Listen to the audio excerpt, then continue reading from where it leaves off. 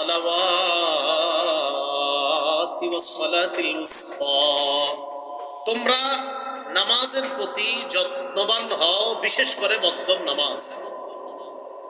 নবীজি বলেন, আরাইতুম লাউ আন্না নাহরান বিবাবি আহাদিকুম ইয়াগতাসিলু ফীহি কুল্লা ইয়াওমিন 5 মাররাত হাল ইয়াবকা মিন দারনিহি শাই।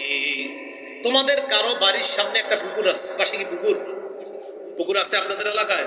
নবী বলেন, তোমাদের কারো বাড়ির সামনে একটা পুকুর আছে, ওই পুকুরের মধ্যে ওই ব্যক্তি, মনে করেন ওনার বাড়ির সামনে একটা পুকুর, তিনি তার পুকুরে দৈনিক 5 বার গোসল করেন। কয়বার?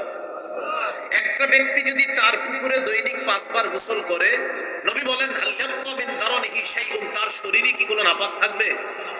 নবী বলেন ফাযালিকা মিসলু সালাওয়াতিল খামসি ইয়ামহুল্লাহু বিহিন্নাল খাতায়া, যেমনি ভাবে 5 বার গোসল করলে তার শরীরের মধ্যে কোনো ময়লা থাকে না, 5 ওয়াক্ত নামাজ যদি কোনো বান্দা আদায় করে, আল্লাহ পাক রব্বুল আলামিন তার এই গুনাহ নামক ময়লাগুলো দূর করে দেয়। 5 ওয়াক্ত নামাজ গুরুত্ব সহকারে আদায় করা, তাহলে তারা ক্ষতিগ্রস্ত না যারা ঈমান আনেছে। ঈমান আনার সাথে সাথে নেক আমল করছে।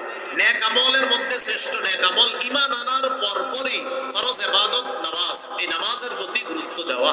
আল্লাহ তৌফিক দান করেন। নামাজের মধ্যে গুরুত্ব সবচেয়ে বেশি আমাদের বাংলাদেশি মুসলমানদের জন্য দেওয়া দরকার ফজরের নামাজ। কোন নামাজ? কারণ তুলনামূলক অন্য নামাজের চাইতে মুসল্লি সংখ্যা কম হয়। মুসলিম শরীফের বর্ণনা 1377 নম্বর হাদিস, মাদ্রাসা পাঠ্যপুস্তক অনুসারে, قال رسول الله صلى الله عليه وسلم من صلى العشاء في جماعة فكأنما قام نصف الليل।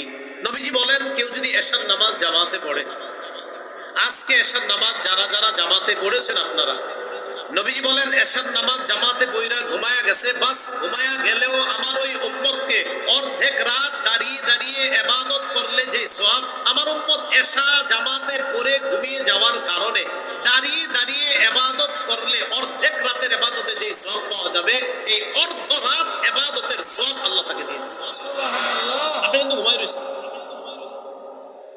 এখন আপনি ঘুম থেকে উঠে কোন নামাজ? ফজর।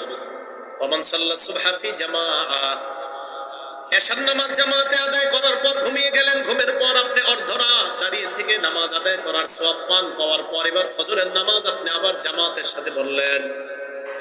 নবীজি বলেন, ফজরের নামাজ তুমি জামাতের সাথে পড়লা, ফাকাআন্নামা সাল্লা সুবহা ফাকাআন্নামা সাল্লাল লাইলা কুল্লাহা, আমার উম্মত যদি ফজরের নামাজ জামাতের সাথে আদায় করে, কেমন যেন সারা রাত নামাজ